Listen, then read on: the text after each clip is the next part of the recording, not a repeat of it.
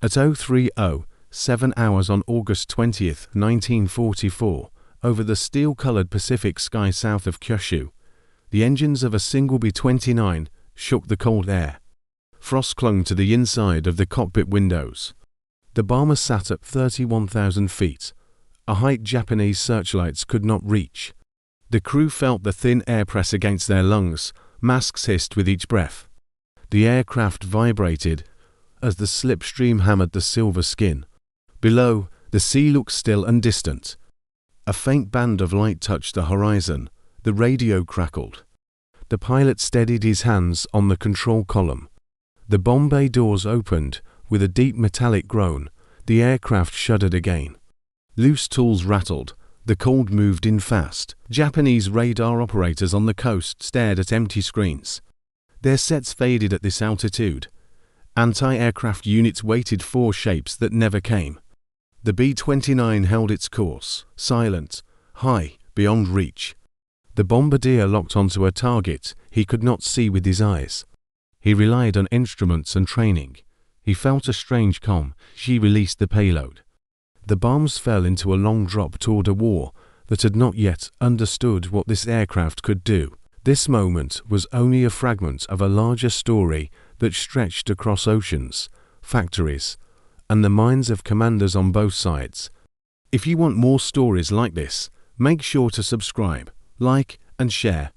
The origin of the B-29 began years earlier, when the United States faced a problem that simple upgrades could not solve. Japan's empire stretched across the Pacific. Conventional bombers lacked the range to reach its industrial heart from distant bases. An aircraft had to fly farther, carry more, climb higher, and survive conditions where few planes had ever flown. This demand shaped a project that pushed engineers far beyond known limits. Designers worked under pressure. Boeing engineers developed a pressurized fuselage so crews could fly above 30,000 feet without freezing or losing consciousness. They added 4 Wright R-3350 engines that produced more than 2,000 horsepower each. The wings measured over 140 feet from tip to tip. The range reached more than 3,000 miles. The aircraft could carry almost 20,000 pounds of bombs. Its defensive system was new. Remote-controlled gun turrets with .50 caliber machine guns and a single 20mm cannon covered nearly every angle. Central fire control computers allowed gunners to track and engage faster than earlier bombers. The goal was simple: create an aircraft that could reach Japan from bases in China or the Mariana Islands.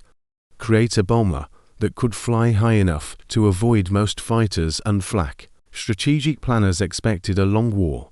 They needed an aircraft that could strike steel mills, aircraft plants, and oil refineries deep inside Japan. No other bomber offered this combination of speed, altitude, and distance. The B-29 emerged because the Pacific demanded a machine that outpaced old assumptions. The early months brought hard lessons. The B-29 was advanced, but it was also fragile in ways no one expected. The engines overheated. Fires broke out during training flights. One report said, the aircraft handled well until engine temperature rose. Flames spread fast. Crews struggled to escape. Maintenance units spent long nights replacing power plants and fixing fuel leaks. Pilots trained for hundreds of hours, yet still faced challenges. Pressurization failed at times. Oxygen systems froze. Gunners struggled with the new fire control system during sudden maneuvers. More than one crewman wrote that it felt like learning to fight inside a laboratory. Enemy intelligence at first dismissed the aircraft. Japanese pilots joked that American engineers had made a giant balloon that would burst when pushed too hard. Ground commanders claimed altitude would not save the bomber. They believed their fighters could climb fast enough and their guns could reach the high flight paths. Early missions out of China confirmed some fears. Weather disrupted operations. Navigation errors increased losses. Several aircraft crashed in the Himalayas after long supply flights that strained crews to the limit. The program looked unstable. Yet crews kept learning, adjusting, and pushing toward a point where the bomber's true strengths could be used with precision. Strengths appeared once crews understood how to handle the aircraft at extreme altitude.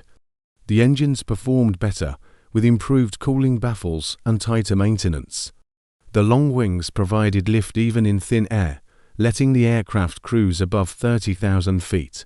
Japanese fighters struggled to reach those heights. When they did, they arrived with little speed left to attack. The B-29's range change planning. Missions from the Mariana Islands allowed continuous pressure on Japanese industry. The remote-controlled guns proved effective. Gunners recorded hits at distances that earlier bombers could not match. The central fire control system let one gunner command several turrets when needed. Accuracy improved, confidence grew. Bomb loads increased as crews learned to optimize fuel use.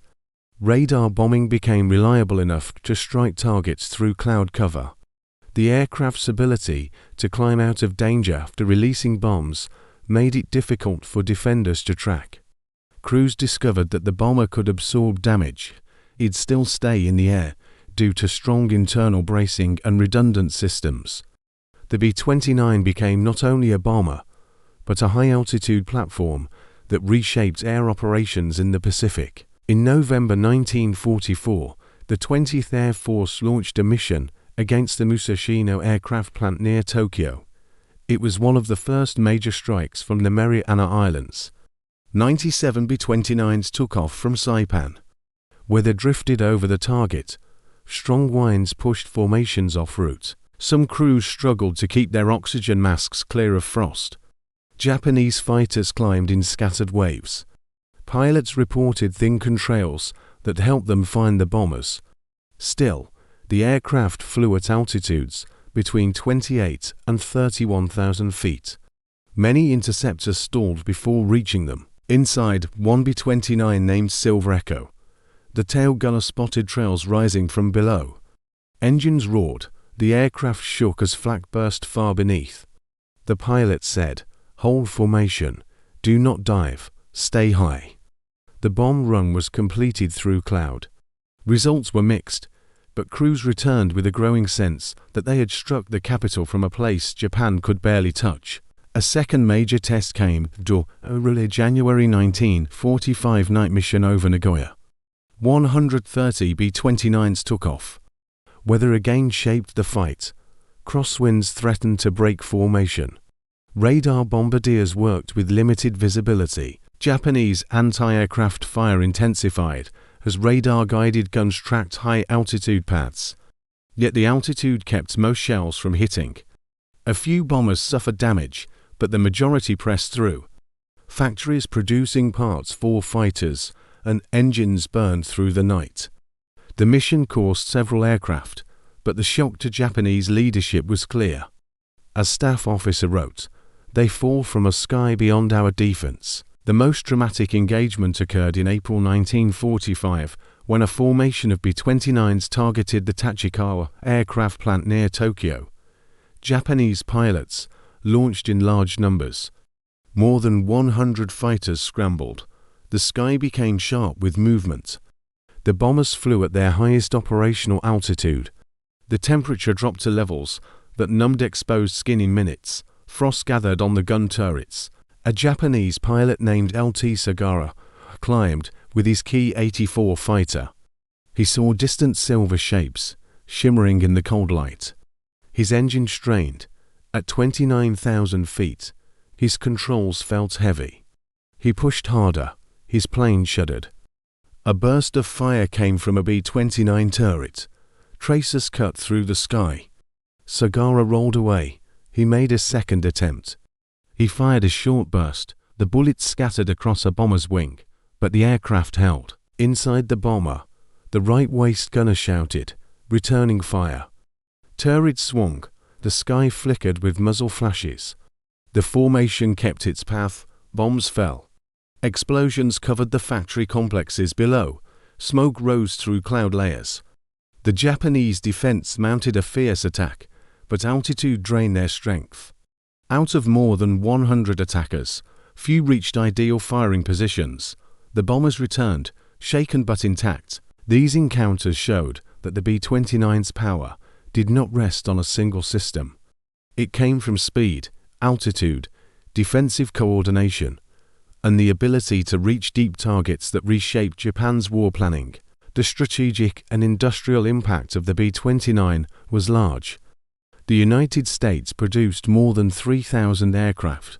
Each one required millions of parts and intense labor. Production lines in Kansas, Washington, and Nebraska kept moving without pause. Logistic units shipped fuel, bombs, and spare engines to bases across the Pacific. Airfields on Saipan, Tinian, and Guam handled hundreds of sorties each week. Crews rotated through long missions that used thousands of gallons of fuel per flight. In the final year of the war, these bombers delivered more than 100,000 tons of ordnance on Japanese cities and industrial centers. Japan lacked the heavy fuel reserves and manufacturing space to match this scale. Their fighter production dropped. Their radar network weakened. The B-29 pressured the enemy economy step by step until the war's end moved into view. The psychological effect on Japanese defenders was real. Fighter pilots described B-29s as silent giants that appeared at impossible heights. One diary entry read, "They come from a place the wind carries. We chase their shadows." Anti-aircraft crews felt helpless when shells burst far below the bombers. Civilians learned the sound of high-altitude engines. It became a sign that fire would soon follow. Some gave the bomber a slang name that meant long-legged visitor. Others called it the ceiling ghost. Pilots trained for interceptions wrote that climbing after the bombers drained their strength and damaged engines. Morale faded, not from a single attack, but from the steady knowledge that these aircraft would return again and again. Late in the war, the B-29 evolved. Engineers added improved engines with better cooling and stronger turbochargers. The B-9B variant removed most defensive guns to reduce weight and increase speed.